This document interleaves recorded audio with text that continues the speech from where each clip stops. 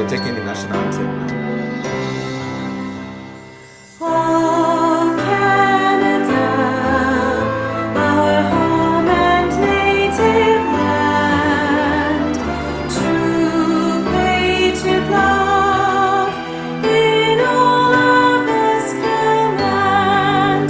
With glowing hearts we see thee rise, a true north, strong and free.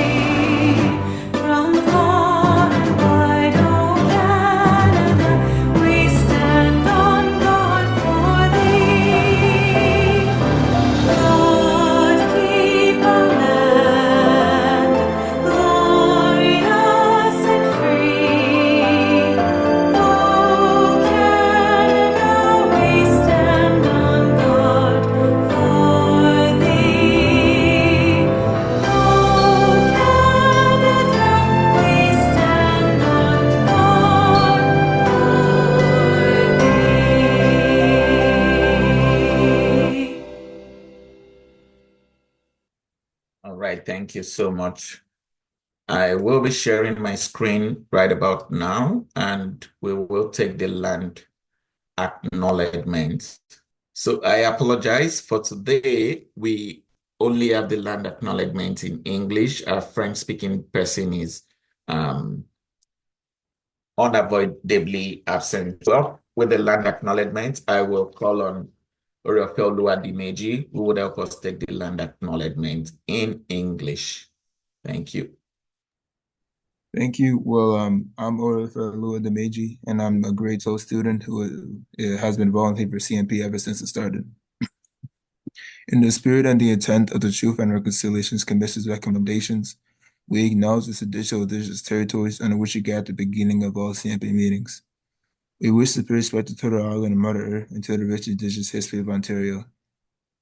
We recognize that our work takes place on traditional indigenous territories across Ontario. We also wish to acknowledge that CNP head office is located on the traditional indigenous territories of Huron-Wendat, Haudenosaunee, and most recently, the territory of the Mississaugas of the Credit. This territory is part of the District 1 Spoon Treaty, an agreement between the Anishinaabe, the Haudenosaunee, and the Island Nations to peaceably share and care for the resources around the Great Lakes. This territory is also covered by the Upper Canada Treaties. We wish to express gratitude to Mother Earth and for the resources we are using, and honor all the First Nation, Métis, and Inuit people who have been living on the lands assigned member. Thank you. Thank you so much, Orafe. Thank you for your help with that. Okay, so right about now, I'll just take us through what has happened over the years. Again, the power of inclusion is proudly powered by CNP, CAP, and in the first year, we had a theme that talks about the force, what is the force about? And here we laid the foundation by addressing and breaking down the barriers to inclusion. And then in year 2, we talked about strength in our diversity as a theme. And in that year, we emphasized diversity more as a strength rather than a challenge. And we moved on to year 3, where we talked about the catalyst for change. And here we talked about empowering individuals and organizations to drive systemic change and act as a catalyst for change. And this is the 4th edition. Thank you, CNP, for your consistency. And for year 4, our theme is a look within. And over the days, we've had these sub-themes on my left. We started with the importance of legal system in inclusion. We talked about the importance of governance in inclusion. Yesterday, we had 2 sessions. The first session addressed the importance of technology in inclusion, and the latter part talked about the importance of NGO and charitable organizations in inclusion. That was a session everybody should go back to watch. It was explosive. Today, we also have 2 sessions, like I like to say, 2 course meals. And the first course is the importance of religion in inclusion. And from 6 to 8 p.m., we would have the last part of it, which is the importance of the financial industry in inclusion. Okay, right now I will play a short video. So that we can acknowledge our partners and our sponsors.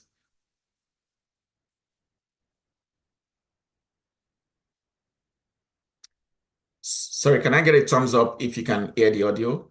Just to be sure. Awesome, awesome. So thank you. I'm going to play that all over again.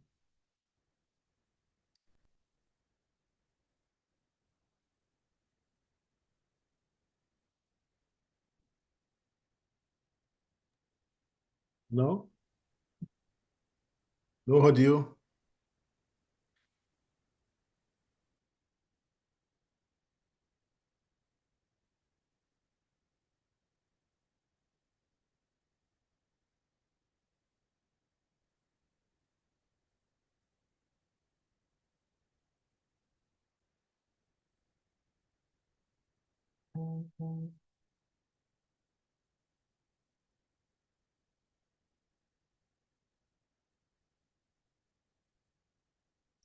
All right, thank you.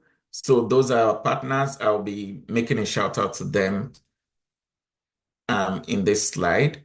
So for our main supporter, RBC, we want to say thank you for your consistency over the years. Thank you for your support. We do appreciate you. We have the Government of Canada as part of our sponsors. So this program was partly funded by the Government of Canada. Thank you for your sponsorship. We appreciate you. Our bronze sponsor, Luna, thank you. Luna's really supported us this year. Thank you. Luna is the Laborers International Union of North America. Thank you for your support. We have other partners, the Grandmother's Voice. The Grandmother's Voice is an indigenous organization. We have the African Caribbean Council of Outing, ACCH. We have Hispanotech, an Hispanic organization. We have Alliance Creative Community Project, a Ghanaian organization. Thank you for your partnership. We have PESBOard, which is a nonprofit focused on improving lives of children with disabilities. Like I said, this is an inclusive event, and we are not leaving anyone out. Thank you, CIS Center, which is a Chinese organization. Thank you, the Care Foundation. The Care Foundations are focused on caring for our caregivers. Thank you for not leaving them out. And finally, thank you, African Caribbean Association of Ottawa. Thank you for your support. Thank you. So right about now, I will be calling on Dr. Ayode Adeyemi. We call him AY Morgan, who is going to be welcoming us, giving the welcome address and telling us more about CNP and CAP. Dr. Ayo, over to you, sir. Yeah, thank you, MC. You've been doing a wonderful job from the beginning. Well done. And on behalf of the leadership of CNP, CAP, I welcome each and every one. Especially I welcome our panelists for this first session. I'm going to tell a little story, and then I will give a little more insight. In short few seconds, I should be able to do that. How do you feel when you arrive and landed in Canada, and then you are faced with many questions as to you don't have credit card? Where are you coming from? What experience do you have? So you lost a job. You want to get to buy something, especially you want to get a car, and they say, hey, there's no credit history. But I think I got some fun. No, I mean, all of that, and then you are faced with that, and you are struggling between it. To get a job, you need a recommendation, you need a referee. To get a car, you need some recommendation and some referee. And then CNP showed up. I say, hey, we got your shoulder. That's exactly what we do for everybody. We are a professional organization that help people to make a living, to make progress, to make advancement. And indeed, that story is my story. And it's surprising that today I'm asked to read about CNP. So what exactly do we do? CNP is a Council of Nigerian Professionals, but we have since metamorphosed into Council of African Professionals because we care about helping and supporting everyone that is of Black heritage. And much more than that, because tonight, like you can see, we have those that are not even of Black heritage. And that's what we've been doing over the years. This is the fourth edition of one of our major programs. And part of the things we do over the year, part of things we that included in our activities, the live and living series. We have the leadership series. We have the language school. We have fostering personal and professional growth that we do. There are seminars that goes on almost every week because we are passionate about the development of our members and everyone that cares for development. We network, we help people to make a useful progress around their career path and within the community. For everyone that are just hearing about us, this is who we are, and we are calling you on board to be part of us. I want to appreciate everyone that's been part of this last 4 days. Today is the 4th day, and by tomorrow we'll be wrapping this up. In fact, it has been a wonderful story, and like you can hear from the MC, we've had the 4th edition, the 2nd edition of the Power of Inclusion, the 3rd one, and the 4th one. And I can only promise you that the 5th edition will be more fantastic. Okay, let's leave that. Tomorrow will be great. You need to be there. And so I want to welcome you on board, and I want to say you are within an organization that cares more about you, cares more about your progress, cares more about your career, and create platform for you to shine, Thank you, everyone, and please enjoy this session. And as you clean up your dancing shoe for tomorrow, for the great celebration. Don't miss the gala. Do not miss it. I remember I told you, if you attend all the virtual session, I have a gift. After the last session tonight, I will announce the gift. If I get a winner, fantastic. Thank you, everyone. Enjoy the moment. Thank you so much, A.Y. Morgan. I mean, if there's somebody that should get a gift that has attended all the sessions, that should be me. Don't worry, you will not qualify. I haven't missed any session. All right, thank you so much, A.Y. Morgan. So right about now, I would introduce a moderator for this afternoon session. But before then, I'd like to read to us one of the wise sayings of Mahatma Gandhi. He says, "True religion calls us to love and include all, seeing the divine spark in every soul." And Pope Francis said, "Inclusion begins with the spiritual truth that all are created equal and deserving of dignity." Okay, now with that being said, I'm going to introduce our moderator for today. His name is Tobi Oladimeji. And I'll read his very short bio. Tobi is not one of those people. He's shy when introducing too much. So forgive me, Tobi, I still have to read your bio. All right, this is a very condensed version, but I'll read it nonetheless. Okay, Tobi is a seasoned data professional dedicated to democratizing data-driven decision-making for small businesses. Since founding Data Fellows in 2022, Tobi has built a vibrant community connecting over 600 skilled African professionals with businesses worldwide, offering accessible analytic solutions that fuel growth and innovation. In 2024, Data Fellows was accepted into the prestigious League of Innovators Accelerator Program, and Tobi was also featured by AfriBlocks, reaching a massive audience of over 75,000 subscribers. Ladies and gentlemen, virtual viewers, panelists, please, let's give a virtual welcome to Tobi Oladimeji as he takes the virtual stage and moderates this panel discussion. Thank you, Tobi. Over to you. Thank you so much, Mr. Tayo. I really appreciate the warm welcome. Welcome, everyone, and it's my pleasure to be the moderator for today. Thank you so much. I am really glad to be here, and I really appreciate the welcome. So I'm just going to start with just reintroducing myself. So I'm a data professional with over 4 years experience in data analytics. I've worked across several departments, and currently I'm leading Data Fellows as the founder, and we're trying to just help small businesses to be able to connect to have access to analytic tools. So I would just love to go straight into it and introduce our speakers. Thank you. So our first speaker is Mr. Ashmeed Khan. Mr. Ashmeed Khan is a former councillor, town of Ajax, Ontario. He moved to Canada from Guyana in 2002, and for over 22 years, he has lived in Ajax with his family. He was born and raised in the hometown village of Provident on the east bank of the Merara. He single-handedly built his first spring business at the age of 23. Wow.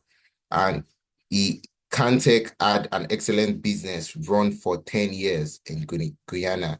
Then Mr. Ashmeed brought his business acumen to become a Canadian business owner in 2006 when he opened his first printing franchise store.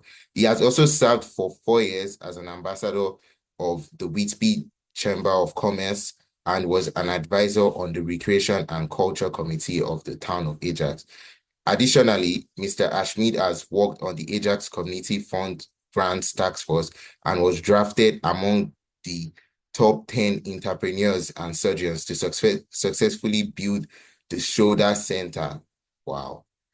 He has also worked closely with the YMCA and the John Howard Society, hiring candidates, mentoring, and teaching them his trade skills in the print industry to help them prepare them for a better future. If you can, please, let's give a warm welcome to Mr. Ashmeed Khan. Yes, thank you so much, sir. We're glad to have you. We're also privileged to have Mrs. and Pastor Sade.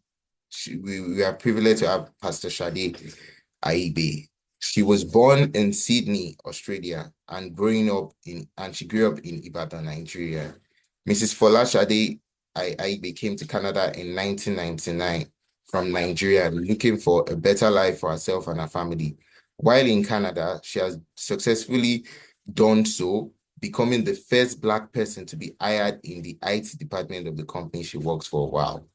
Since then, she has gone on to become a senior network engineer and has been recognized numerous times for her accomplishments, knowledge, skills, and abilities during her tenure. She has over 30 years of experience in the IT industry and continues to make an impact within her field. She is also a pastor of Godways International Ministry based in Mississauga, Ontario. She is involved in her alma maters, contributing to giving back to the schools she previously attended. Alongside her other endeavors, she assists in event planning and is also involved in running non-for-profit organizations such as the Black Diamond Award. Please, let's welcome Pastor Mrs. Sade Akhigbe. Thank you so much. Thank you so much, Ma. We're glad to have you. We are also glad to have Mr. Kartik Gupta from Panayak Consulting. Mr. Kartik leads the ADR practice at Panayak Consulting. He's an independent arbitrator and often acts as a forensic valuation and financial expert. His distinguished international career spans nearly 2 decades, working across various jurisdictions in Asia, Europe, and Americas. He has knowledge of both unadministered and administered arbitrations and accepts appointment as a commercial dispute, business dispute, shareholder dispute, broker-dealer dispute, construction dispute, and technology arbitrator and mediator. He is an empaneled arbitrator on the rosters of FINRA, World Intellectual Property Organizations, and Thailand Arbitration Center. He mediates commercial, complex, and sensitive housing disputes, such as landlord tenants, co-op, condo, and homeowners associations issues. He works with Anoka County Housing Court and the 10th Judicial Housing Court as a mediator, and also volunteers his time with the mediation and restorative services. He presently serves as the board of ADR Institute of Ontario as a director and is a member of the audit committee for the city of Burlington. We're glad to have Mr. Kartik with us today. Thank you so much, sir. And our last panelist today, we have Mr. Rabbi Wise, Mr. Rabbi Stephen Wise, who is the spiritual leader of Sharia Bet El Congregation of Oakville.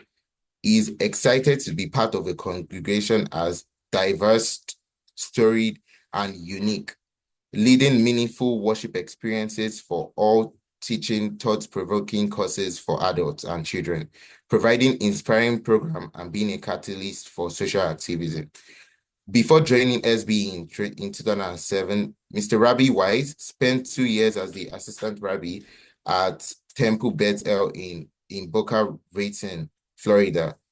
Mr. Rabbi was also ordained from the Hebrew Union College Jewish Institute of Religion in May of 2005, and as a BA from the University of Toronto and a master's from Brandeis University. Mr. Rabbi is on the executive of the Interfaith Council of Alton, chair of the Reform Rabbis of Greater Toronto, and is also a member of the Alton Police Service multi-task force. Mr. Rabbi Wise is an author and speaker on Israel and our role in Tikkun Olam, with his first book, Israel, Repairing the World. We're glad to have Mr. Rabbi with us. Thank you so much. And I would just love to give Mr. Rabbi just give him some minutes to probably just tell us more about himself. Maybe if there is anything that we need to know, anything that we don't know that you just want to share with us. That's a great introduction. Thank you so much, Toby. I think you covered it pretty well. Okay, so I think we can have Mrs. Sade, if there's anything you want us to know about you. Thank you, Toby. You did a great introduction. I think that's more than enough. Thank you. Yeah, Mr. Ashmeed, if you also want to maybe just for us to give. Okay. Yes, no, for sure. Good afternoon, everyone. No, I was actually quite tickled and pleased to know that looking at the 4 panelists is, in our religious values or leadership, like for a Muslim, the respectful name, you would put Imam in front of it, the leader. And for Dr. Stephen here, it's Rabbi. A rabbi is the leader of his religion, his sect, his synagogue. And then pastor, and then Brother Kartik would be in pastor, obviously, is for the Christian Catholic part. And then for Kartik, he would be in Hindu religion, he would be called a pandit. So, so rabbi is like sir, imam for sir, pandit, and pastor. So just a little bit of housekeeping knowledge I thought I'd share with you. Yeah. All right. Thank you so much. That's noted. Yeah. All right. So I think we'll just go straight to the questions. So Pastor Mrs. Sade would just like to know from the questions we have. Sorry, I think, yeah. So how can religious communities promote inclusion and bridge divides in an increasingly diverse society? Based on the research from Pew Research Center 2018, it shows that 77% of Canadians view religion as an important part of fostering community and unity, especially in multicultural settings. How can religious teachings and practices be used to promote inclusion across different cultures and faiths? Hello, everyone again. Well, I think I have the privilege of being the first one. That's a great privilege. Thank you so much for being here. We welcome our audience also. Thank you so much for joining us also. And as Ashmeed just dissected that part, that was a great perspective, and that's good. Yeah, so I would say I'm a Christian. I was born a Christian. I've been a Christian all my life, and I've been in I've gone to church because I was born into a family where everybody went to church. So, but somewhere along the line, you choose to actually take things seriously. And I've done that for many years. I have served in different aspects of the Christian organizations, the church or ministry. So if I use the church ministry interchangeably, I'm talking about the same thing. I've served in different levels. And at the moment, I am a resident pastor of a local church in Mississauga, about 5 years now. And it's a great privilege. So about your question, I would say as Christians, we're called to love God. That's the first commandment for Christians, and also to love our neighbors as ourselves. It goes beyond words. It's actually a call to action.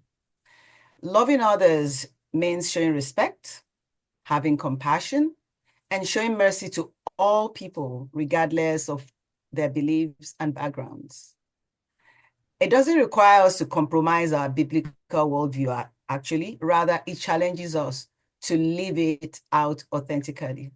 So when we come to the inclusion part of it, inclusion from a Christian perspective is about seeing everyone as made in God's image and everyone seeing people as worthy of dignity and love. So dialogue with people of other faiths is a very, very important part of this. It builds understanding, it strengthens relationships, it promotes peace while deepening our own faith as Christians. Religion at its best has always brought people together, offering shared values and a sense of belonging. So I would say by celebrating the diversity God has placed within our communities, we reflect his love more fully. When we choose, when we look at this inclusivity, when we choose to focus on what unites us, what happens is that we build bridges instead of walls, inspiring a world where unity and love will overcome fear and division. That's what I have to say to that. So what you're saying now is that in the Christian perspective, it just means that we're trying to see everyone as in God's image, trying to build bridges instead of looking for what makes each person unique as to God's image and also what connects us together. Yes. That's very good. I think we'd love to have Imam Ashmeed Khan. And the question is, how does Islamic teaching promote inclusion, compassion, and respect for diversity in multicultural societies like Canada? The Quran emphasizes the unity of humanity, stating, "We created you from a single pair of male and female and made you into nations and tribes so that you may know one another." How can this teaching inspire inclusive practices in fostering mutual respect across religious and cultural divides? قال الله تبارك وتعالى في القرآن المجيد في شأن حبيبه سيدنا محمد صلى الله عليه وسلم. Good afternoon again, everyone. This is, as a Muslim, we seek the Almighty's blessings for a clear head and a clear tongue before we start anything. And that was my little praise to the Almighty and sending peace and blessings upon our Prophet Muhammad, in whom be peace. I was trying to get notes on this before I started, and my eldest, I have 5 children, and my eldest son said, "Dad, why are you doing research on something you have lived?" And so what does that mean? He says, "Well, you're from Guyana, and in Guyana, we have 6 races, right? Africans, Indians, the Aborigines, which is the natives, we have Europeans, and we have Chinese. So we have the races that came together, and we all came on boats, which was called British Guyana. And when we came on the boats from India and Africa, they all came, Muslims, Hindus, and Christians. They all came for months on the same vessel. And all we had, my great-grandparents, all we had were each other, right? We were colonized by the British. So all we had was each other. And we landed into Georgetown, Guyana. And all we had was the strand of the Hinduism, Christianity, and Islam. That's what we had. Respectfully, Rabbi, I don't think our brothers made it across. No, I think anybody could colonize your people. So you guys were protected. So we came and all we had was each other, and we fostered and nurtured each other, right? So what we have done in my country is that the masjid, which is the Muslim temple, the mandir, which is the Hindu temple, and the Christian church, they're all beside each other. It's same way. I just came back last week from Guyana for this, and it's still the same way. So when it was Christmas, all the Muslims and the Hindus would go across to the Christians' homes, right? When it was Holi and Deepawali, when the Hindus light, they all went to the mandir, and when it was Eid, the Christians and Hindus came over to our mosque, and we always lived in solidarity, right? I ran in elections several times, and what I did find that when it was elections time, the nationality of our people supported me. So the Christian, the Hindus, and the Muslim Guyanese were the first to lead. And that's, we found nationality, and what we have experienced in supporting each other is something that I've lived in. Coming to Canada, it's a bit more different because everybody is from their sect, their countries that are predominantly their religion. And we have fostered that in Ajax. Under my tenure, we were able to foster that inclusion by practice. And for examples, when the mosques, we had a shooting in the mosque in Quebec, January 25th, 6 years ago, I can't remember what it was. When we had our Friday prayers, the Jumu'ah in Toronto, which is it's noon, we go, all the Jewish and the Christian brothers and sisters, they went and they locked arms around our mosque that we can pray and nobody can, because we're backing the door when we're praying. We're not, we don't have armed guards. So the Jews and the Christians, they surrounded, and the Hindus, I'm sure, just the people of Canada came together and locked us around, right? They made sure we were protected. And these are the kind of things that we have. When Pakistan flooded last year, the first people to come to the mosque, we packed a container to send stuff, was the Pandit, the Hindu priest. He came with his truck filled with clothing and food, right? We have this, I think we have done, Mr. Chairman, we have done a fantastic job in educating the residents of Canada on inclusion. And we will continue, and we must do this by example. We have a saying, right? Non-Muslims never read the Quran. They read me. They read Muslims. So how you conduct yourself is how you represent your religion, and you create and attract inclusion. Thank you. Wow. So we have to leave it out. We have to actually be the expression of inclusion for us to be able to see that change that we want. That's very profound. Rabbi Stephen Wise, how can Jewish values and teachings contribute to building an inclusive and compassionate society? The Jewish teachings such as Tikkun Olam, repairing the world, it emphasizes the importance of social justice and inclusion. How can these principles be applied to foster greater understanding and cooperation among diverse communities? Just unmute there. Thank you. Yeah, I think that, so building on what's already been said,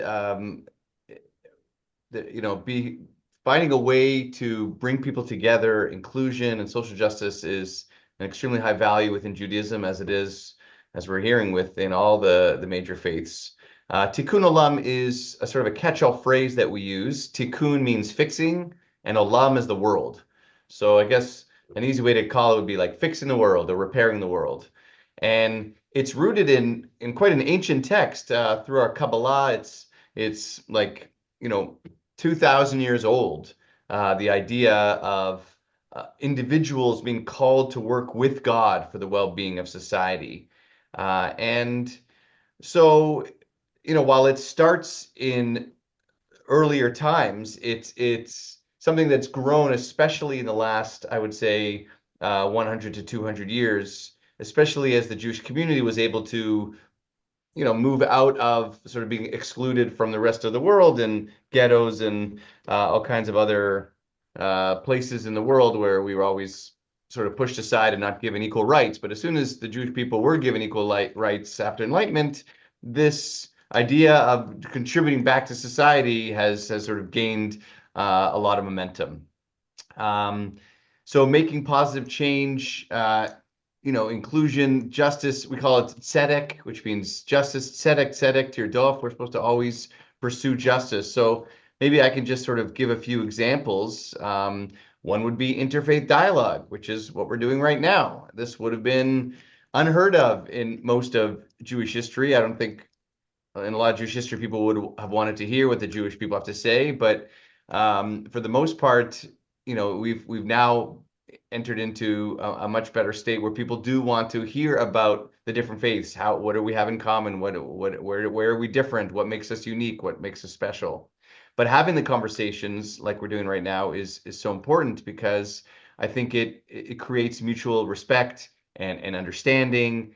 And it doesn't have to be talking. It could be like faith in action programs where like you go together to a soup kitchen, or you go together to like last spring, I walked with the Muslim community in Mississauga who are raising funds for a hospital. So, to me, it doesn't seem a problem for Jews and Muslims to walk side by side in public, because we're all there for a very important cause.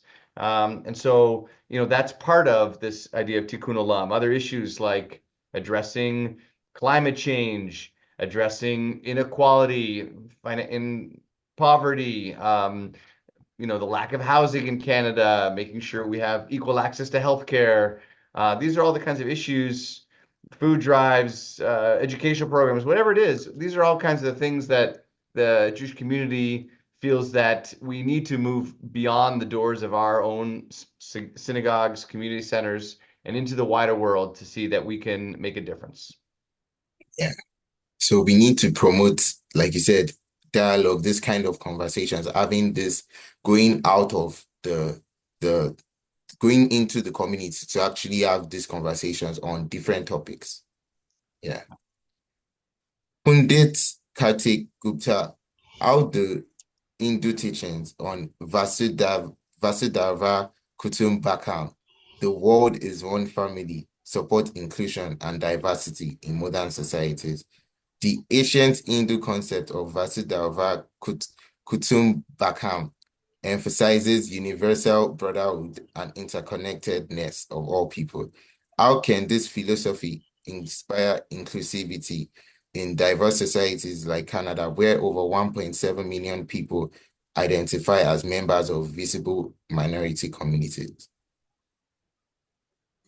Sure. Thank you, Toby, for bringing that question to me. I'm so glad that we are beginning our discussions with this phrase, Vasudev Kutumbakam. But before I begin to answer this question, I think it's important to touch upon a little bit about what Hinduism is and its overarching concepts and then I can kind of move into Vasudev Kutumbakam. So, at its heart, Hinduism is about the search for truth and the understanding of the divine. We believe in one ultimate reality, the Brahman, but this reality manifests in countless forms. Think of it like the sun, one sun that shines its light everywhere and on everyone. Then there is the concept of dharma, which is often translated as duty or righteousness, but it's really about living in alignment with your true nature and fulfillment of your purpose of your life, understanding who you are, what you're meant to do in this world. Then there's the concept of karma, which is the law of cause and effect, which essentially is what you sow, so shall you reap. This encourages us to act with compassion, kindness, and responsibility, knowing that our actions have consequences. This leads us to the phrase Vasudev Kutumbakam. It is a beautiful and profound Sanskrit phrase that encapsulates a core philosophy in Hinduism. Let me just break it down a little bit. So, Vasudeva or Vasudev means the earth. It signifies our planet, our shared home that we all live in. And Kutumbakam translate to family, invokes a sense of belonging, kinship, and interconnectedness amongst all of us. Together, when you put this together, it's the world is one family. And that's where we get the phrase Vasudev Kutumbakam. It's again an ancient phrase that it's been in our Upanishads, our religious texts, from dating back almost 6,000 years. And it's been a guiding principle in our thoughts for centuries, inspiring movements for social justice, environmental protection, and global peace as well. The concept really goes beyond just a nice sentiment. It's deep rooted belief that all life is interconnected and that we are all part of a larger universal family. It really Vasudev Kutumbakam really talks about four things: universality, emphasizing the oneness of humanity; interconnectedness, that all beings are interconnected, and any actions have ripple effects throughout the entire web of life. It talks about compassion and empathy, and harmony and peace. Now, in present times, coming back to your question, it is all the more relevant as we see more conflicts, divisions, and environmental challenges that are threatening our collective well being. Vasudev Kutumbakam really reminds us that despite our apparent differences in race, sorry, religion, or language, or even culture, we are all interconnected and we share a common humanity. This sense of shared belonging can help us break down barriers and create more welcoming and inclusive environment for everyone. As we start to embrace this concept of Vasudev Kutumbakam, we see the world as one's family. We start seeing the world as one family, and we start to empathize with others, even those who may seem different from us. This encourages us to understand their perspectives, appreciate their unique contributions, and celebrate diversity instead of fearing it, which then leads to greater collaboration and cooperation. The idea of a global family really says that we need to work together to solve common challenges. It really inspires us to collaborate and cooperate across culture, across social divides, and it recognizes the collective well-being and well-being of all. And when we start collaborating, we start challenging societal issues such as prejudice and discrimination. We then stop seeing others as outsiders, overcoming our narrow mindedness, and we start to embrace the richness that diversity brings to our society in Canada. And as we start to act with compassion, we start to build an inclusive world where everyone has the opportunity to thrive and reach their full potential.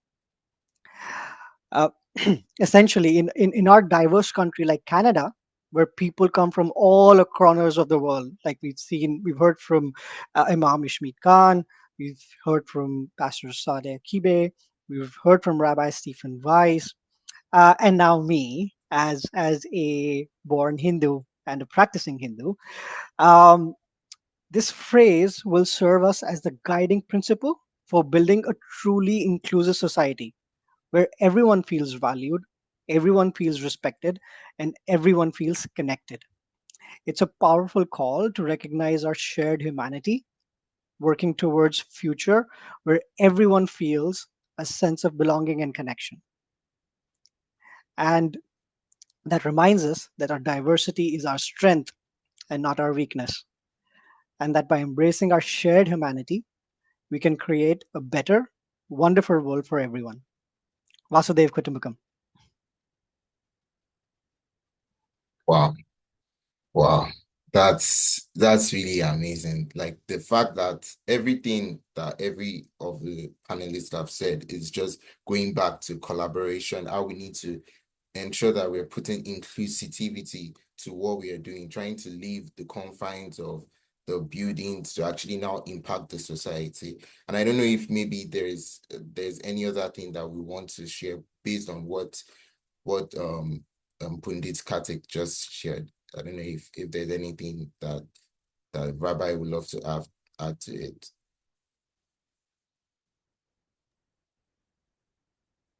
You want me to add to what Kartik said? Yes.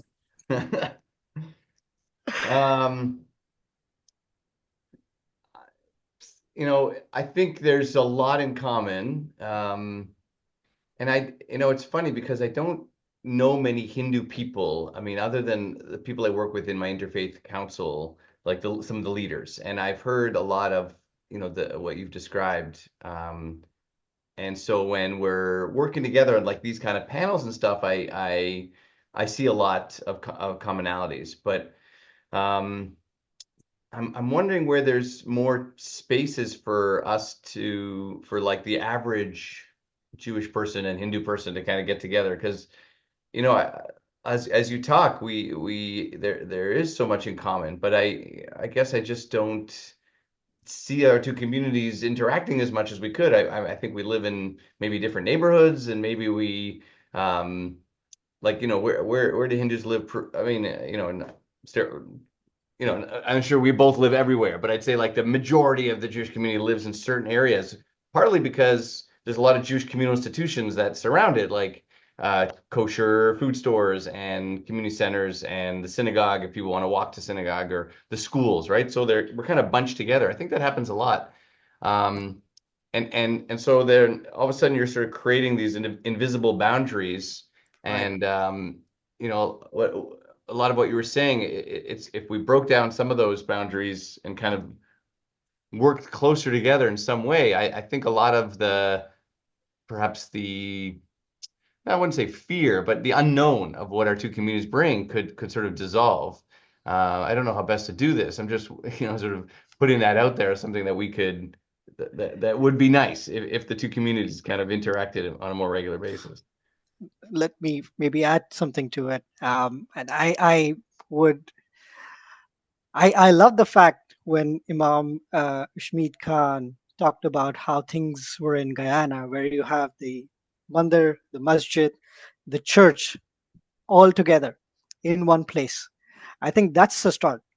That's where we start breaking boundaries. When you have all the religious institutions in one place, everyone's meeting together at the same place, exchanging ideas, exchanging words, exchanging problems, and everyone trying to solve each other's problems. I think that's where we start.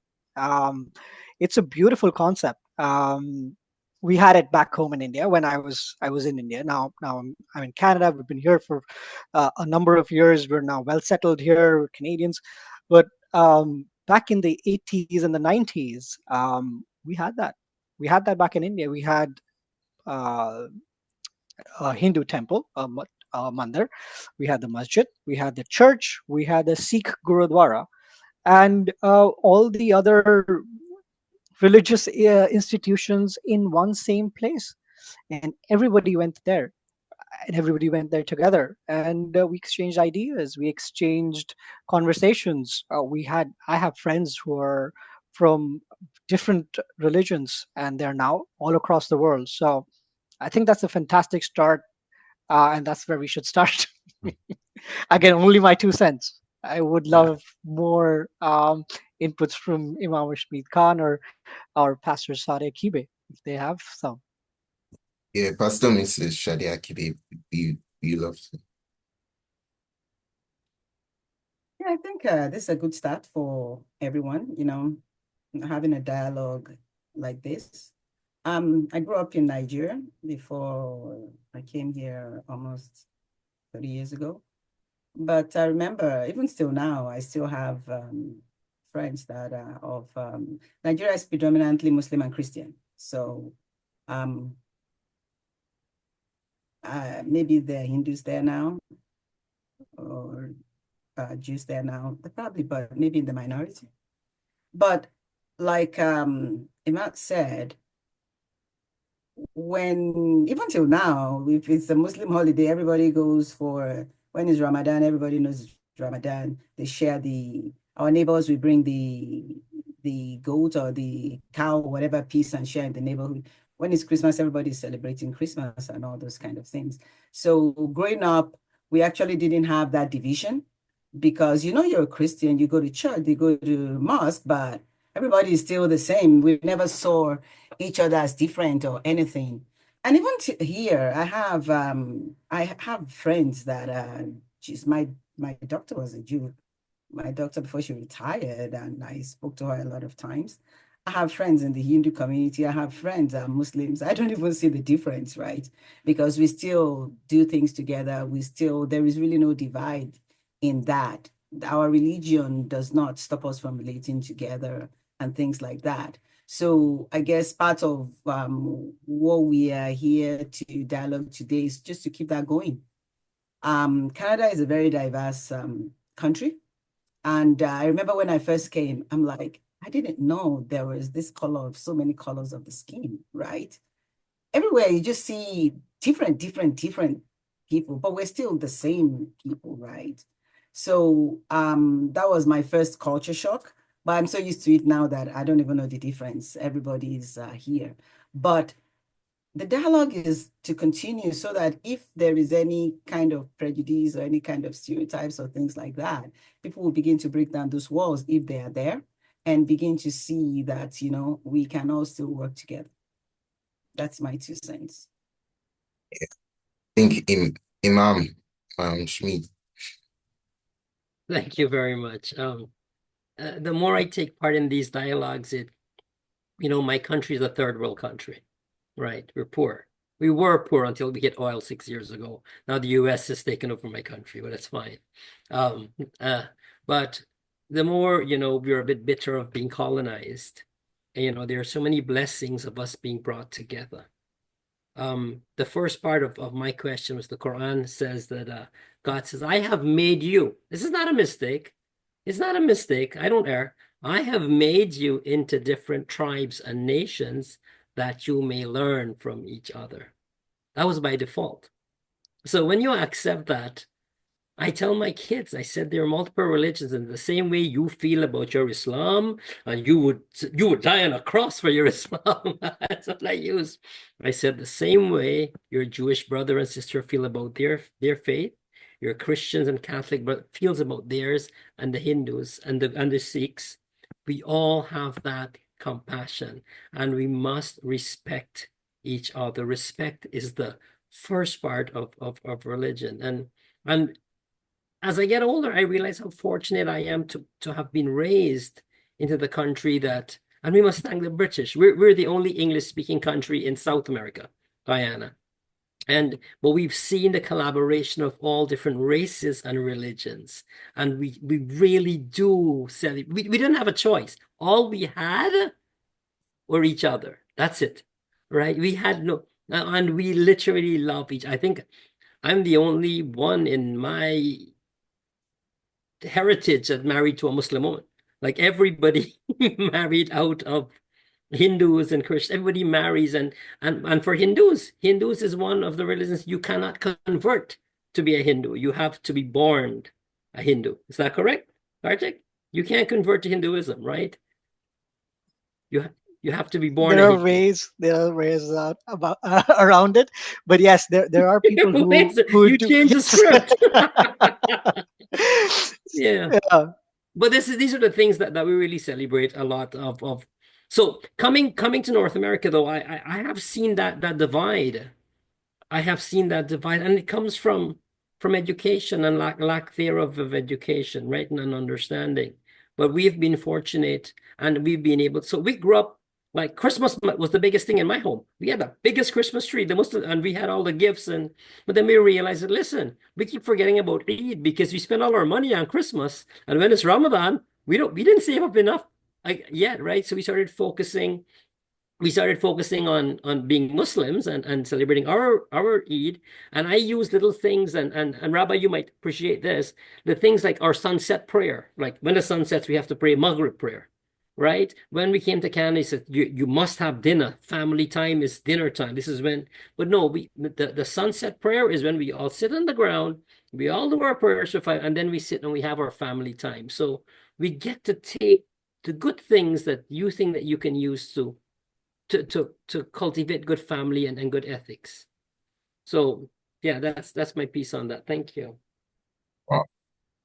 I think this conversation is getting very interesting, and I would just love to direct my next question to Pastor Mrs. Sade, which has to do with the interfaith dialogue that we have been talking about, and it's what role does interfaith dialogue play in reducing religious discrimination and promoting social cohesion. So we have that according to a 2022 Angus Reid Institute study, 30% of Canadians reported experiencing religious discrimination, with religious minorities feeling the impact the most. How can religious leaders use interfaith dialogue to address these issues and encourage empathy and cooperation among different faith groups? Yeah, thank you once again. I think we've talked about some of these things in our discussions, but I would continue to say, you know, as Christians, I would talk from that perspective, we're called to love and respect all people. We're called to love and respect everyone. And like I would say, our core values, I'll mention it again: love, compassion, empathy. That's what Christ teaches us. And this guides us in promoting inclusivity. Because if you don't love somebody, how can you relate to them? If you don't begin to, you know, grow in love for everyone, just like our Bible tells us, how do you relate with people of other religion? Education is key. Learning about cultures, learning about religions without judgment. We're here today. You know, I've heard some things that probably didn't know before. And this education is key. Just because a belief or practice is different from mine or from any of us, it doesn't mean it's wrong. We have this dialogue so that we can have the opportunity to grow in understanding and also develop more compassion. This is something that I would like to do more and engage more. Religious communities, you know, we have the power to both be distinctive in our beliefs and also inclusive in our actions. Nobody is saying that don't believe what you believed. That's not what it's about. We can be distinct in that, but our actions together, engaging in this, part of what it's doing today, what I believe, at least for me, is that it's building bridges. It's clearing misconceptions, and it's creating a space for mutual respect. Like we're here, we're not biting each other. Christianity teaches us that our mission is to love and serve others. It's not just to love people because they're members of our family. We work with people that are of different faith. And we're able to work together, maybe because we're earnest, maybe because we're getting paid, I don't know. But, you know, we work together, we're in teams together, we're in groups together. And we work together to succeed, to make sure that the things that we're working on goes well. So that means that if we can do that, we can also take it to people that we're not getting paid to work together for. We need to actively seek to understand and respect people of all faith. Like I said, it wouldn't take away from being rooted in our beliefs. So working together on societal issues, religious communities, we can foster empathy and understanding. This collaboration is key to breaking down these barriers. And what we want to do is promote peace. God has created this diversity, whether we believe it or not. It's the creation of God. And we have to celebrate it. I would say, let's celebrate it. Respecting the differences, that makes people unique while focusing on common values that unite us as human beings. You know, even in a family, even though I have 3 adult children, they are so different, but that love is still there to love everybody irrespective of their differences. If we can do that, we can take it outside our religion and respect these differences, focusing on the core values that unite us as human beings. That's what we do in our families. So when the family grows outside the home, outside the church, into the community, we can do that. We embody Christ's teaching of love. We show the world that true inclusion means embracing others without compromising our faith. We're not trying to compromise our faith here. We're fostering respect and understanding in an increasingly diverse world. Thank you. Wow, that's really very true. Like the thing that you've said now is from what I've been able to understand is that we need to ensure that we are educating ourselves, even intentionally coming into conversations like this, because like you said, a lot of things that you've heard today, you might not have heard them before, and they are making you now know that, okay, some things that may have been said were probably false, and also even knowing that this in itself is actually building bridges. This is being able to connect with each other, like removing our differences and actually connecting with those things that make us one. Yes, I think I don't know if Rabbi will want to add something to it, to what she said.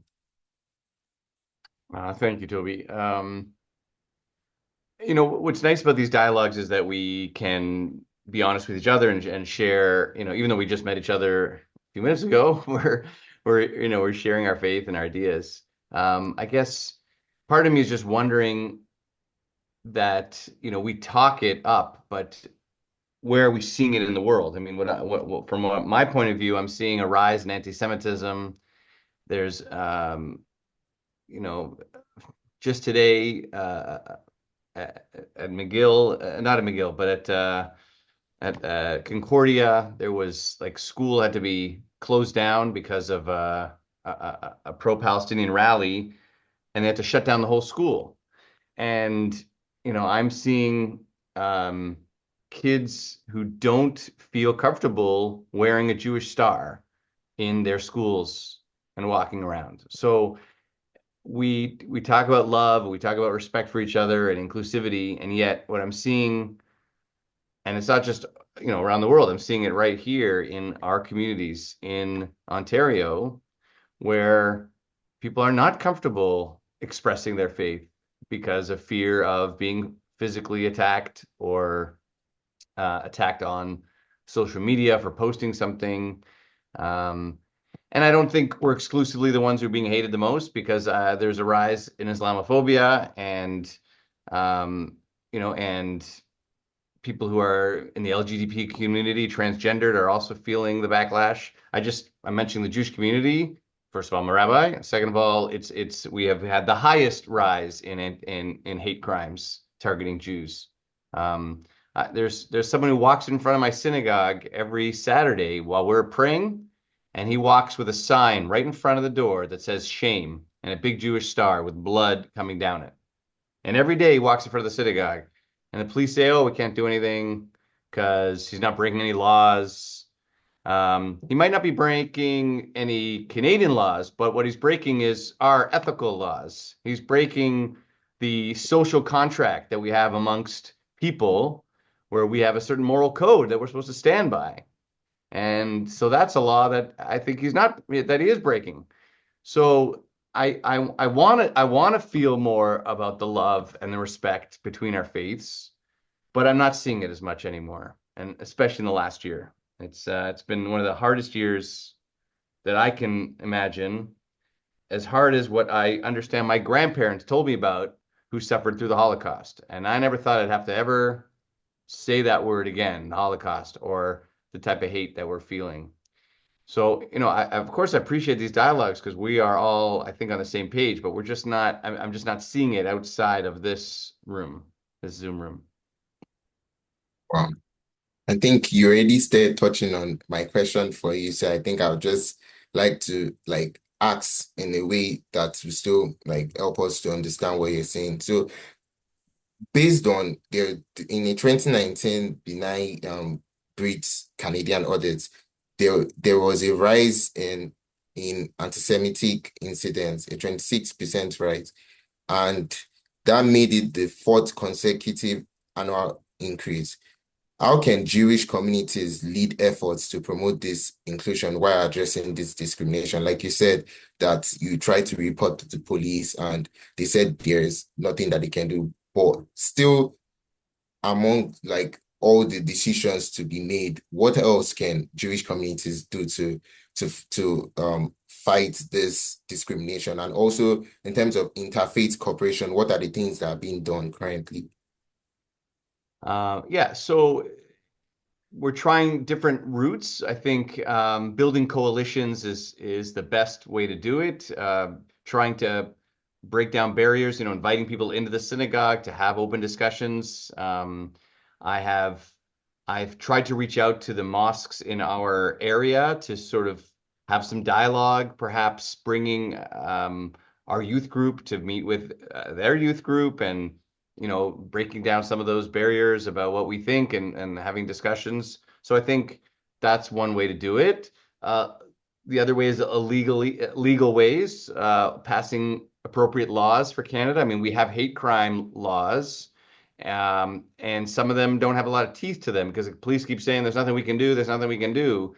I think there is something you can do. If you see it, call a spade a spade. If someone's like walking in front of like a house of worship with a sign that says shame, well, no, you can't do that. Sorry, go walk somewhere else.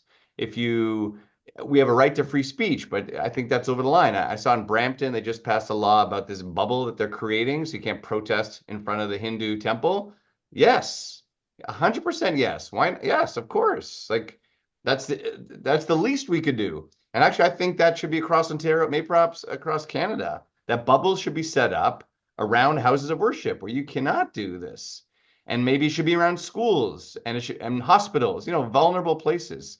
I know some of our MPs and MPPs feel like they're getting attacked. Some are protesting around their homes and offices. Like if you have something to say, you set up, you do it properly. You can raise it up in the House of Commons. You can have a meeting, but to like physically, encroach on the space of someone, especially if they're praying in their house of worship or in a vulnerable place, I think that's a real big problem. And I'm glad it passed in Brampton, but I think it's just for, I don't know for sure. Maybe Kartik, if it's for all houses of worship or just, but I don't know if there's any synagogues actually, I'm pretty sure there's no synagogues in Brampton. So, but that being said, maybe that could be a good example for the rest of us. So that's the legal way. And then I guess the third way would be through education, which we've touched upon, making sure that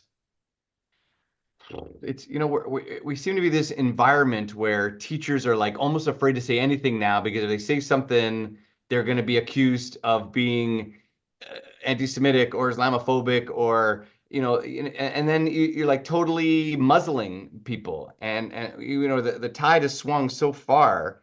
And I worry that we in our public schools, we're not even engaging because we're just so nervous about it. And that's a sad thing. I look at the curriculum, the way we've done so much towards like Indigenous issues. Like, I don't know if you guys all went to school here in Canada. I did. It did not come up at all. Now it's a central part of our narrative. We opened up our session today with a land acknowledgement. It's in the schools. It's in the history classes, English classes, throughout high school.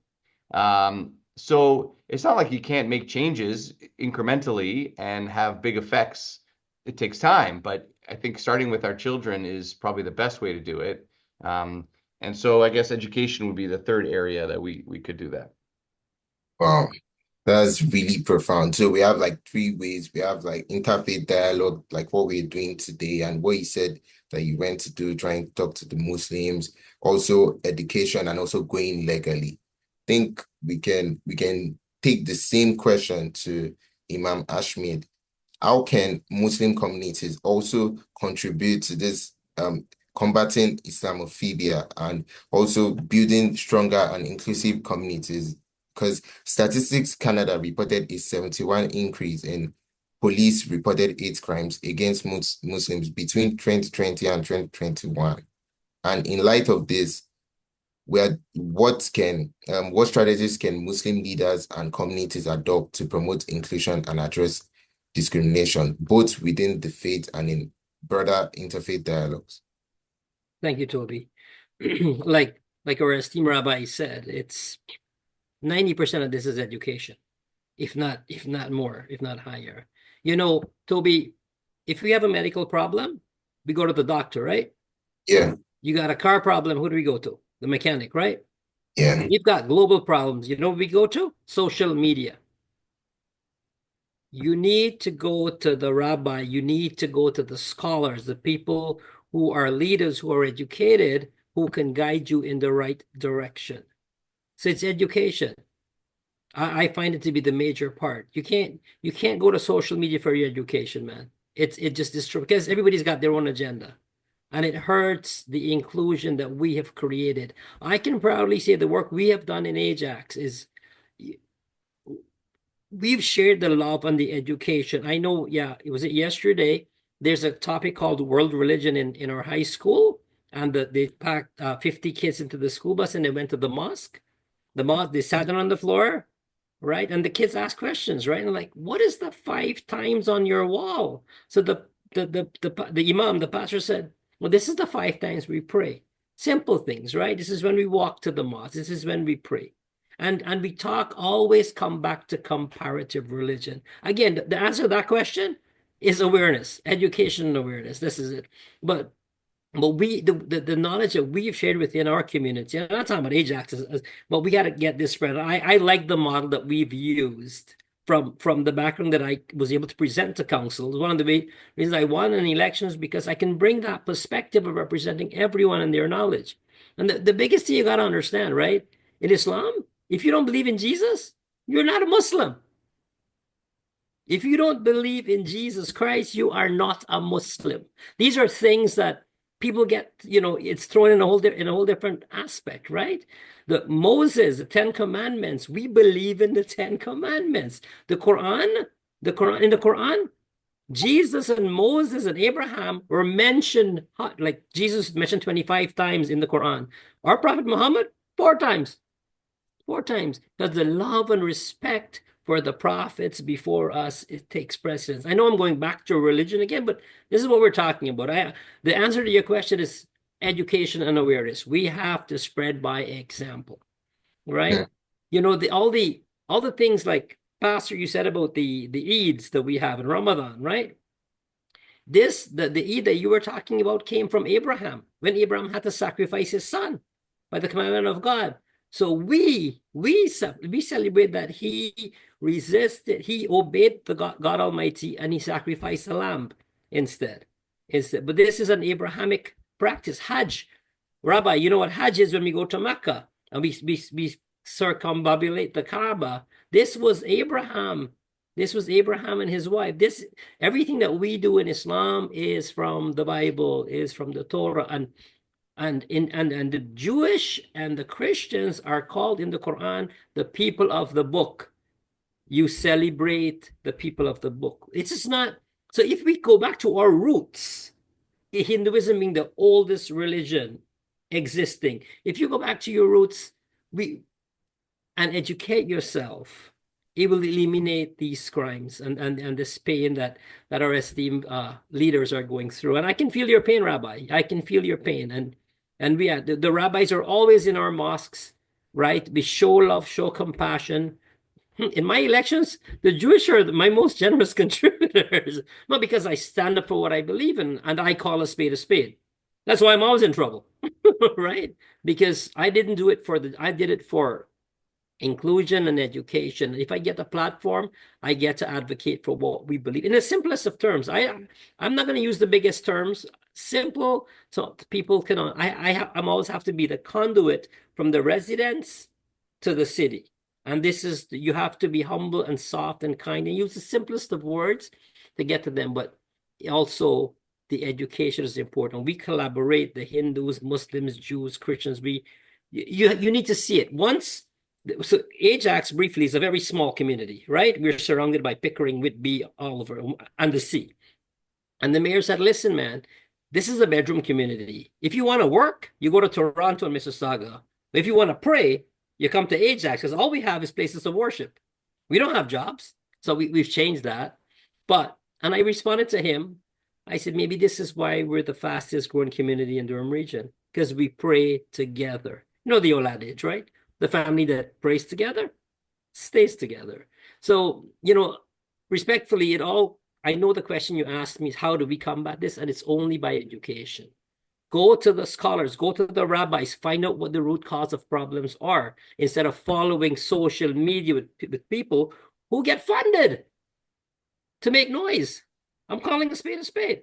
You get funded to create division. You get paid to speak things that are not accurate. Go to the scholars, go to the pundit, go to the imam, ask them. They have studied, they're qualified. And this, if this is being seen by anyone, this will help eliminate a lot of discomfort that we have and misguidance. Speak to your local rabbi. Thank you. Wow, that's I don't know if Rabbi wants to say something to what Imam just said. I can't believe I'm meeting you for the first time, because I feel like we have so much we could do together.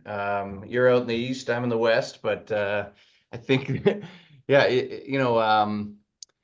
it's interesting that you're active in your, you're not an imam, right? So you're just active in your community.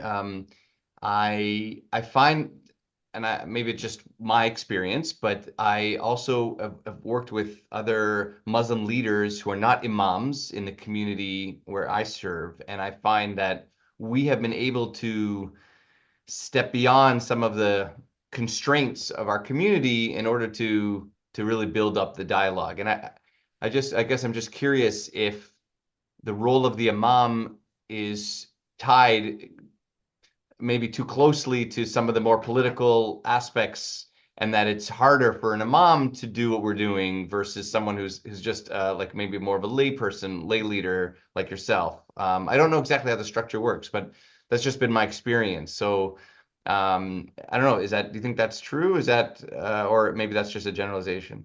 It could be. Thinking, I've never thought that deep into it, right? But maybe you want to keep your job, right? For Right. me, it's not a job, right? It's my belief. It's my advocacy for people. Yeah. That's disrespectful what I just said. I apologize. I should have said that, but you got to follow the mandate of the organization, right? I Yeah. don't know. Yeah. I don't know, right? There's things that even in political times, they don't advocate for me. Even this is my mosque, they don't, because we have to be equal and fair, and we have to watch our P's and Q's, Right. right?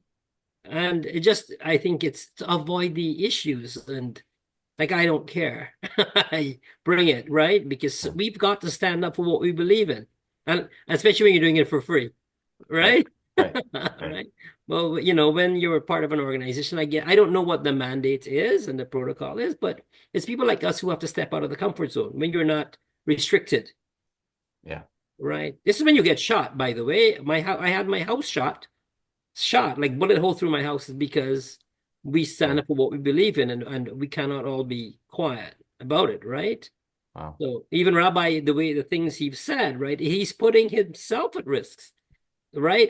But we have to do it. Tobi, we have to. We can't sit back in the background, right? We have to. And again, it's all education, man. It's all education, right? Speak to your leaders. They should be able to guide you along the right path. Forget the social media.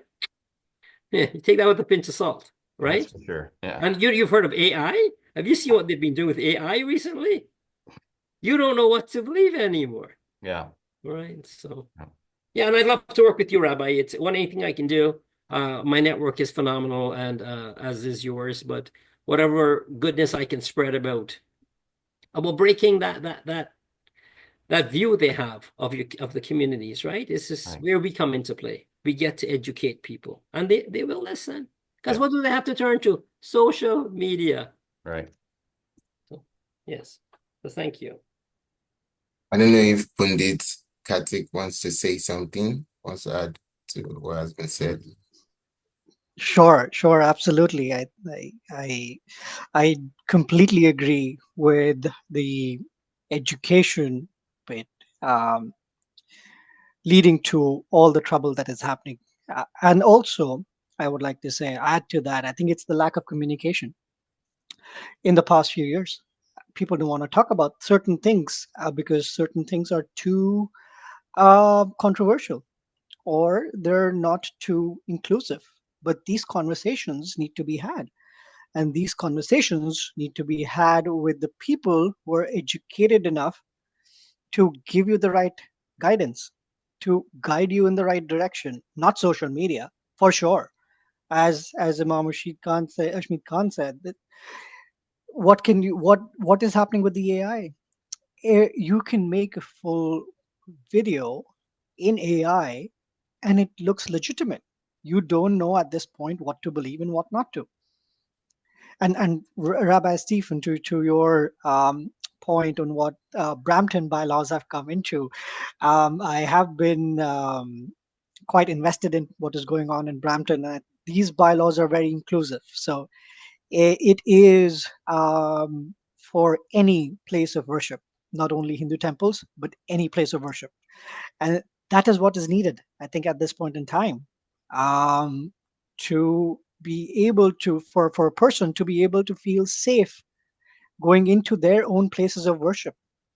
And historically, in time immemorial, whenever there has been a conflict across the world, anywhere, places of worship have become places of refuge for people, not only of their own faith, but the other faiths that have been either wronged or those are being, you know, being targeted. Let's take, for example, during historically in India, we've had Sikh temples turning refuge for Hindus, Hindu temples turning refuge for Muslims or Sikhs, and mosques being turned into refuge for Hindus and Sikhs alike. And I speak from where I come from, and it is a reality. And since time immemorial, places of worship are also seen as places of refuge, and places of worship have a very important role to play in promoting inclusivity and interfaith dialogue, I think, amongst at least in Canada in these times. Yeah. Wow. I think the important thing is having to even like start the conversation, because a lot of people shy away from it, like you said, having to just sit with people who are educated enough, like you said, educated enough to have the conversation. And just like you said, in terms of the law that you're trying to pass, are there other laws that maybe we're not aware of that are in process that you feel like, or maybe things like, just like you said, people are protesting and they are people don't feel safe where they're going to worship? What are the other laws that you feel like should be suggested for Pundit Kartik?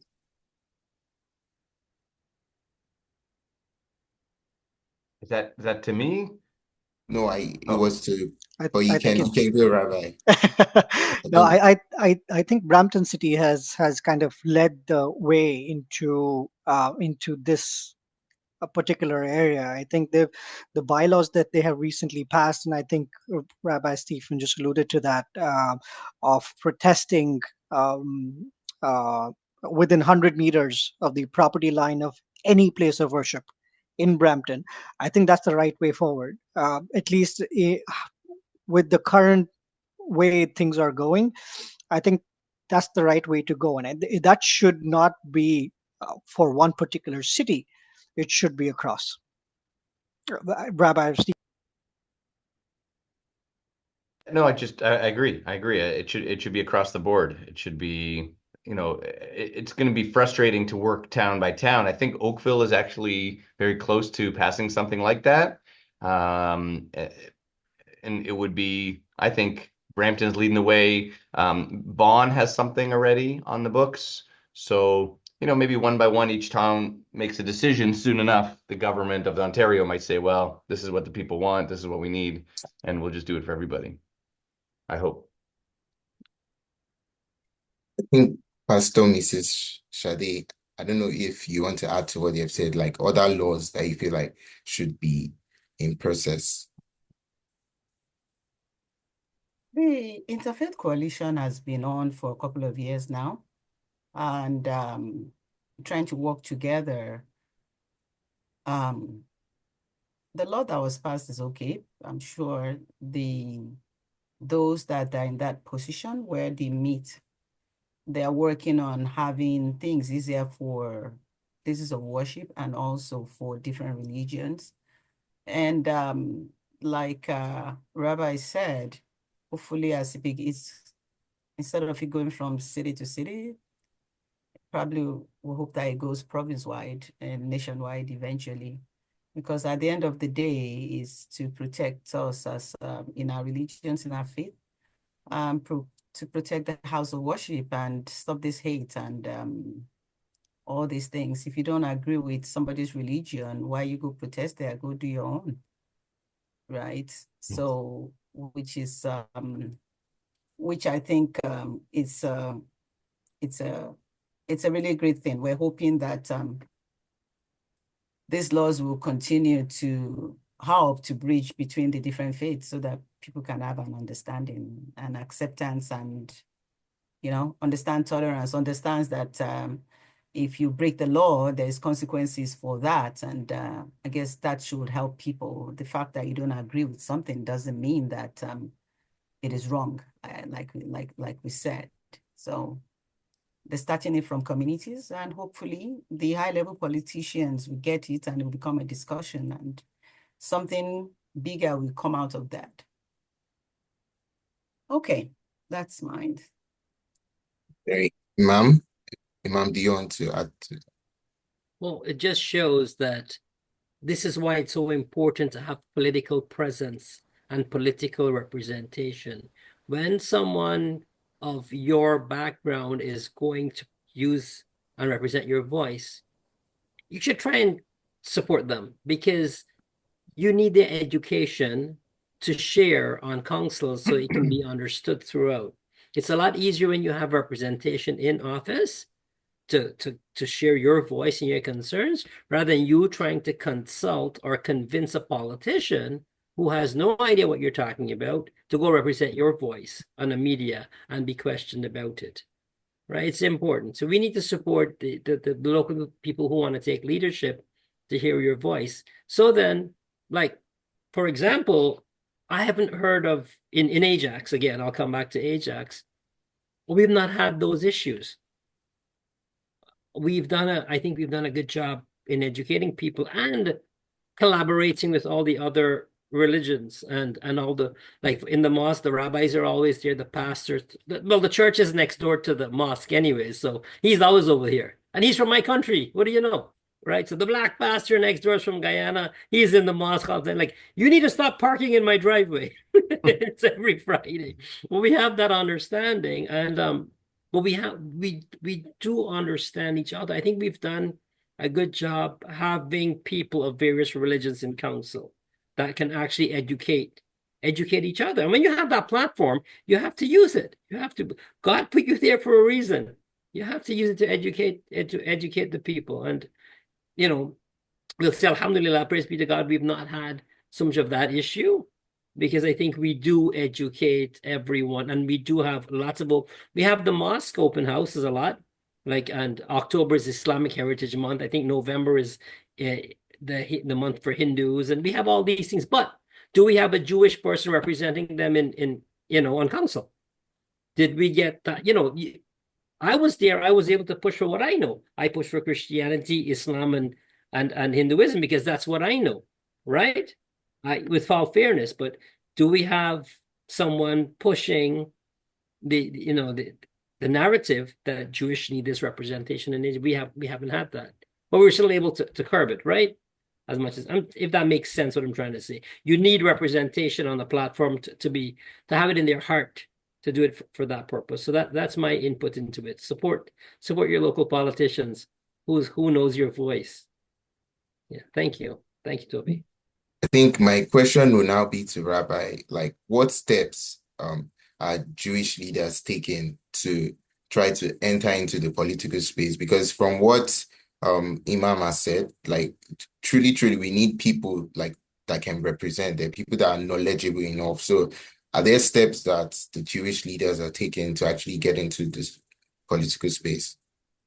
Well, yeah, we're trying. I mean, let's remember we are a tiny minority. I mean, we might have a big voice, but there's not many Jews in Canada, like something like 300,000. I mean, so and most of us are packed into Toronto and Montreal. So politically we represent maybe 2 ridings, so the government's not really looking to get into power using the Jewish votes. That being said, we perhaps have a bigger than that, percentage of our population, maybe a more influential role to play in politics. Like I went to Ottawa to visit the Jewish members, MPs. There's 4. Okay, so there we are. We're doing okay. But I think I'll talk about it sort of on a local level, and maybe that can be expanded onto a national level. And that is just to make sure that when there is an issue, that we let people know. So we have developed a good relationship with the MPs in the Oakville area and Halton region. We've gotten to know the MPPs. I mean, it's just, Ashmeed, I'm sure that's part of what you did, is like you get to know people in the community. So that's what we'd like to do, just so because if there's an issue that's important to us or that affects the Jewish community, we want to know who our representatives are. We want them to know who we are. And so, like, for example, we do a big Hanukkah party every year in December, and we invite all the politicians to come and celebrate, eat some Jewish foods, latkes, and see the candle lighting. We try to have those sort of open house moments once or twice through the year, maybe at special times, Hanukkah, a high holiday. Keep the doors open. We're running now a seniors program that's open to the whole community. It just happens to be housed in the synagogue. So I guess that's part of that. On a legislative level, we are working with, we have an organization based out of Ottawa called CJA that helps when there's legislation that we think will be important. So for example, the government's been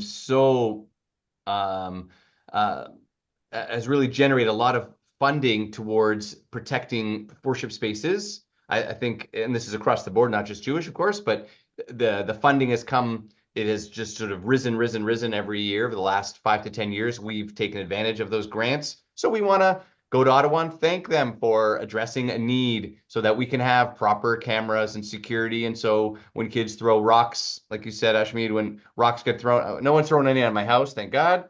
Baruch Hashem, but our synagogue got rocks thrown at it just a couple weeks ago. So at least we have a camera that took a picture you can barely tell who the person is. So it's not really doing anything. But we put up big signs that says, "Hey, you're on camera." And so, anyways, there's funding coming in from the government for that, and we're supportive. And so we say thank you. And then when things aren't exactly what where we feel the government should be, we'll let them know in a nice way. I mean, today I texted with all our MPs saying I'm not happy with such and such, concerning the ICC decision about condemning the leader of Israel. So I'll let them know. It doesn't mean they're going to listen, but we just want to remain in dialogue. We want to make sure that our voice is heard, even though we're a tiny minority across the country. We'll do our best in the areas that we can. And I should say, it's not just to promote Jewish issues. I think, and I said this in my first opening talk, is that these are issues that should concern us all. And the Jewish community certainly wants to be involved in important issues that can affect everyone, dental care for children, whatever the issue is of the day that we think is an important social issue for all of us. We're going to bring our voice just as loudly. It's not only concern for us, but sometimes you got to, we say in Judaism, and this, it's a quote, "Imein ani li mili," if I'm only for myself, what am I? But if I'm only, but I also have to think about everybody, because no one's going to speak up for me. So we have to always find that balance. Yes, that's very true. Like just being able to find the balance, to be able to know where to put in your own efforts and actually bring in more people. I think Pastor Mrs. Sade would also love to know how Christian leaders are taking steps to actually get into the political space. Yeah, it's also encouraged that if people want to make a change or a difference, they need to be part of the change. They need to get into power. They need to get into the parliament. They need to not just, like Iman said, not just tell somebody else to go to speak on behalf. So it is something that continues to people continuing to get into that it doesn't mean that the fact that you are in politics is going to stain your religion. It's not going to stain your religion if people want to make a change. So it's being talked about in the Christian community also, and people are beginning to see the positive side of that, and being part of those that make the laws. And I think it's growing, and it will continue to grow. Yes, ma'am. Pundit Kartik, we would love to hear you on that. Sure.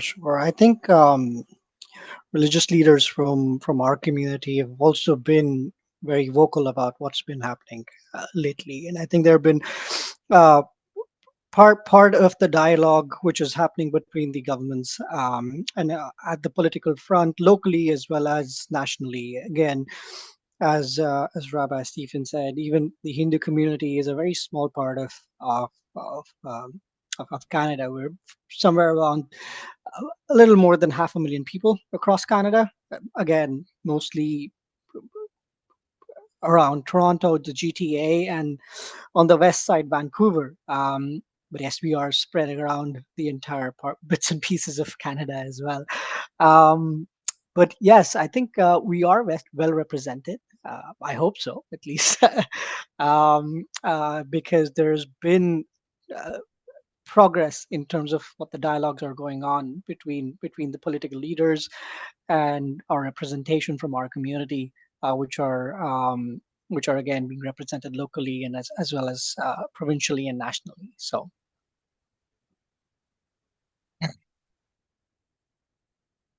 For it, I think Imam Ashmeed would love, I think because of you're already in the political space, you're already doing so it would be nice if maybe you can just share some strategies that you feel that you've taken to be able to start how you were able to enter into the political space and what you suggest like other religious leaders can do to enter into that space. Yeah, thanks for asking me that, because I was, we don't always support our own like we should, right? Because if I am a Muslim and I won an election, the other guy's gonna be like, if he could do it, what's wrong with me? And this is what happens in my culture. And Kartik, you know what I'm talking about, right? Like brown people, man, we can't see each other get anyway. So I won my elections based on Canadian business. I've been from volunteering into soup kitchens, into the hospital, from being parts of the boards of trade, the Chamber of Commerce's. You build your network. I own print companies, so I was always door knocking and doing good by people. And after 10, 15 years of building your network, and you understood that you are a people's person, and there's things that you can do to change and to bring change and bring your values into the community. The people, I wouldn't think that it was Muslims that had me elected. It was people in the community that knew I was fair and I can have this dialogue unbiased with everyone that had me elected. It is your network, right? Your network is your net worth, we would always say. So it's not just your church or your synagogue or your mandir. It's the overall work you do within your community, and it's got to come from your heart, right? Everything that happens comes from the will of the Almighty. So that's where your trust has to be, your prayers. But my tip is just take care of your community, and if you're so worthy of it, the Almighty will put you in that position to represent your community. There is no might There is no power without the permission of God Almighty. Nothing is possible. Thank you. Wow. I think that's really profound. We just need to like take care of the community. Actually, I think there's a popular saying that says people don't care how much you know until they know how much you care. So once you can show that care to people, they would be able to understand that yes, this is someone to vote for. This is someone to vote for. I don't know if there are questions. So maybe we can. Okay, sorry, Pundit Kartik.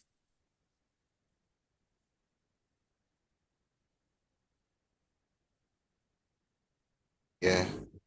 Sorry, Pundit Kartik, for the question that was asked on how religious leaders can go into the political space. Yes.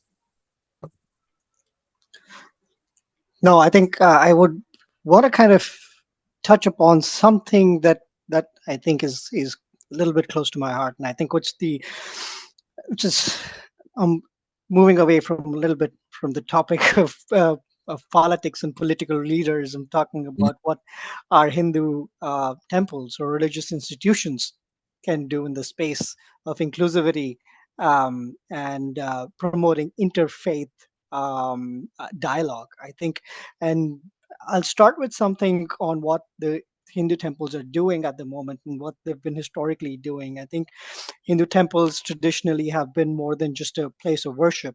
They've been um, uh, they've been they have been considered as a vibrant community centers, more so as a space where people can gather and not just do religious rituals, but also celebrate festivals, cultural events, or just sit and connect with each other. Traditionally in India, a temple would have a place of worship, and then they would have segregated sections where you have people who are from let's say less fortunate people who can come in and have food. They have some place called Dharmshala where people can stay who don't have the money. They and again open to all religious people from all religions are welcome to come there, be there, and that's what has been happening historically in India in terms of Hindu temples.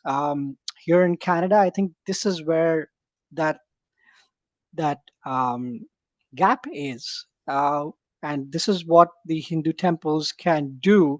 Let's say let's interfaith community involvement, uh, having celebrating festivals of our own festivals, and then inviting people from other communities, other religious backgrounds to come in and have a place to try traditional Indian clothing, learn some devotional songs, maybe learn to make rangoli. It's a decorative floor, decorations made with flowers or powdered colors. They can partner with local community centers, have temple tours, for example, to promote uh, learning of Hinduism and what Hinduism is all about, right? In terms of culture and religion, and opening dialogues, I think what Hindu temples can do is to organize panel discussions such as this.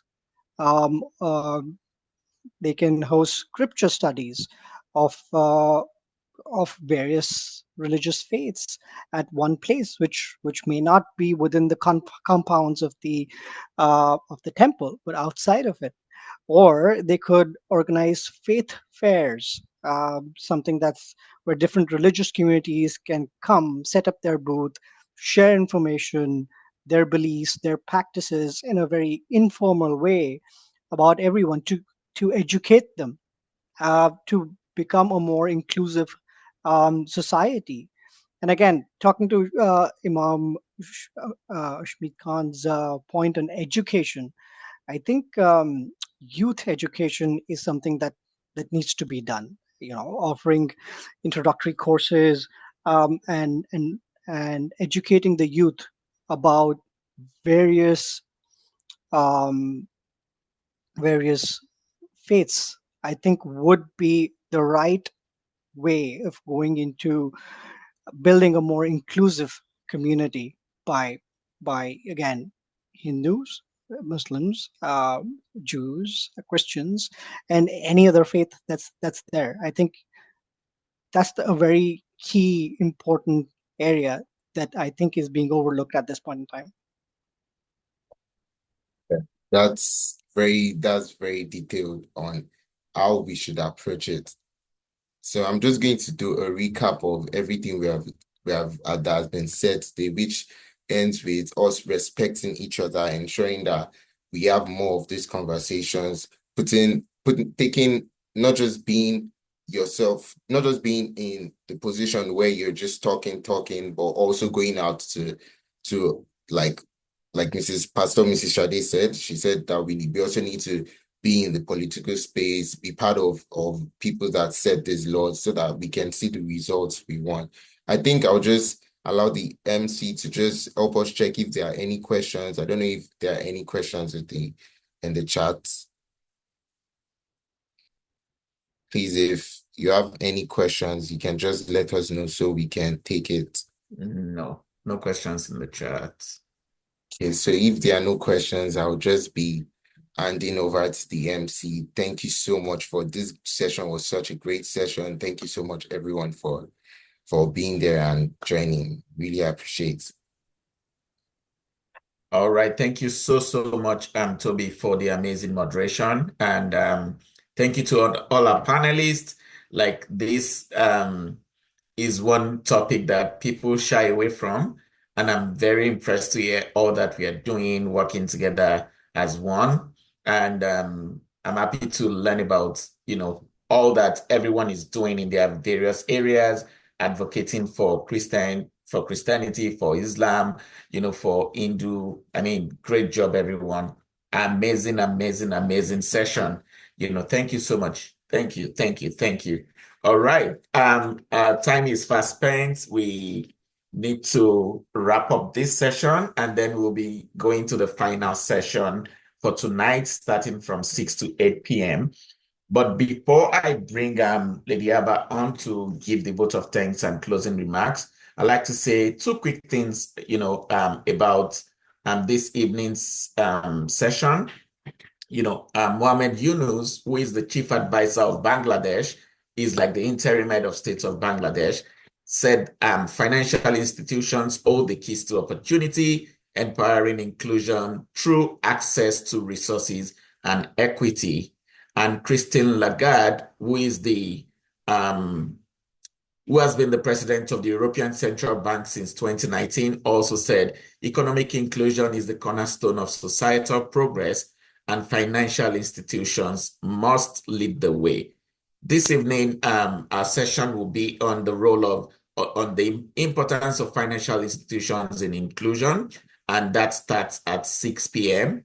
And once again, I'd like us to really appreciate our moderator and all our panelists for this just concluded session on the importance of religion in inclusion. This has been really amazing, really eye-opening.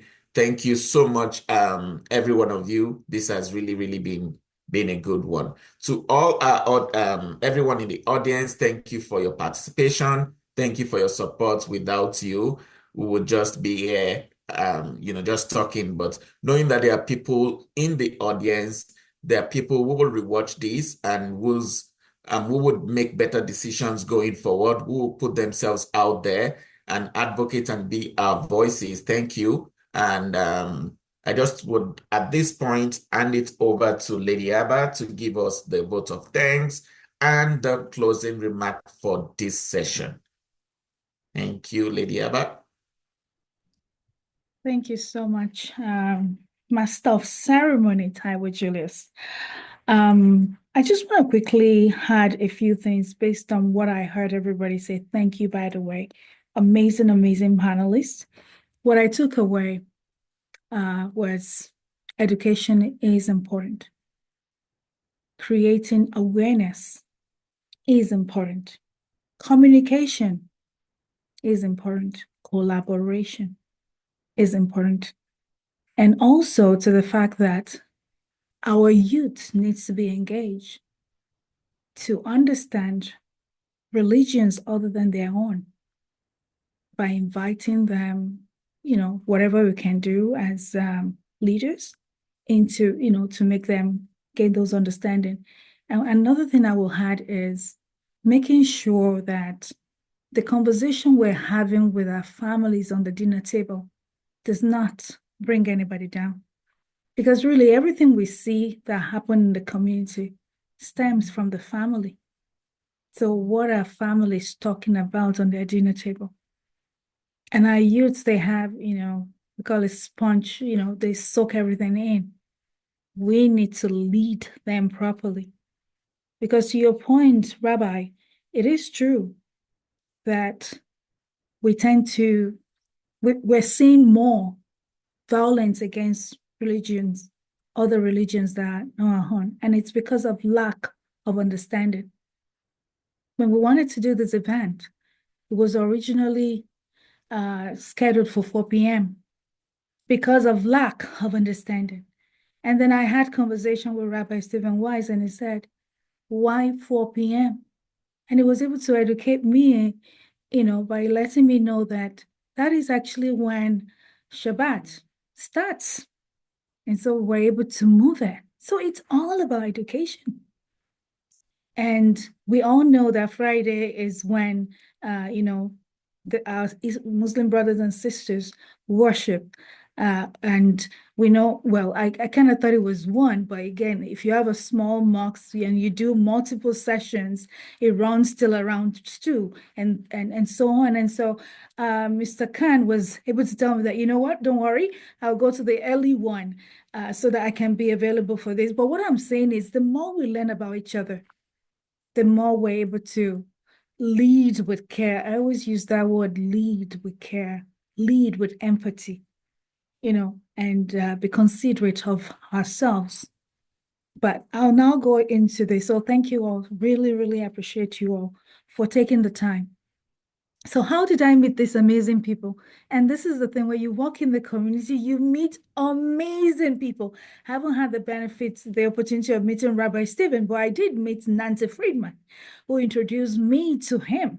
It was at the diversity table with the Alton Regional Police in Alton, where I met her, and she, I got to know that she knows Rabbi, and that was how the introduction was made.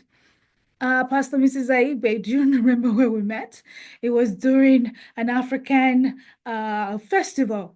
We were just walking and I met her. And from that day on, that was in Mississauga, we became sisters, literally, because she's somebody that will say, just put me anywhere, I'll do whatever you want me to do. That's the kind of person she is. Ashmeed Khan, we met in Halifax. At the minute we connected, you were like, yes, I will speak. And did you know that Madame Philomene Zangio, also that I met in Halifax, spoke, was it yesterday or 2 days ago? So, connections, you build connections when you put yourself out there. It's so, so important. And when you go out there, you meet a lot of different people from diverse faiths. And of course, Kartik Gupta, we met at Indo-Canadian Chamber of Commerce. Even though he's a forensic accountant, he decided to join us because this is a religion, right? And of course, Tobi is my son, so that everybody know. I'm a mother of many. I know I have a lot of children, and I really, really appreciate you for doing this today. I know it's not easy. I just told him, Tobi, you're moderating, because you got to put our youths out there. And when you put them out there, they will do it and they will get better at it. I mean, can we just all appreciate Tobi for doing this? By the way, I'm going to throw his age out there. Tobi is only 22, just so you know, and is doing amazing, amazing things. So thank you so very much.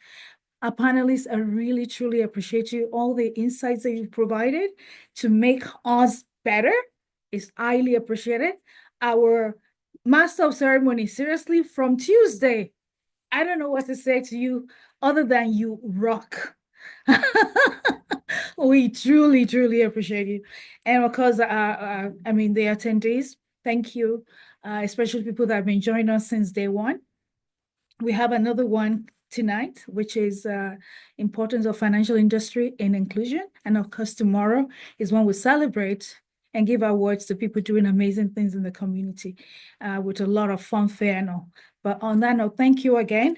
We truly appreciate you. We hope we will see you in 2025. Thank you. Back to you, MC. All right. Thank you, everyone. This is a break. This is not good night. So we are back at 6 p.m., like Lady Abba said. And I look forward to seeing every one of you. Please make sure you get your friends, your families, your neighbors, your colleagues to join in that conversation so that we can make sure no one is left behind. Okay. Thank you, everyone. See you all at 6 p.m.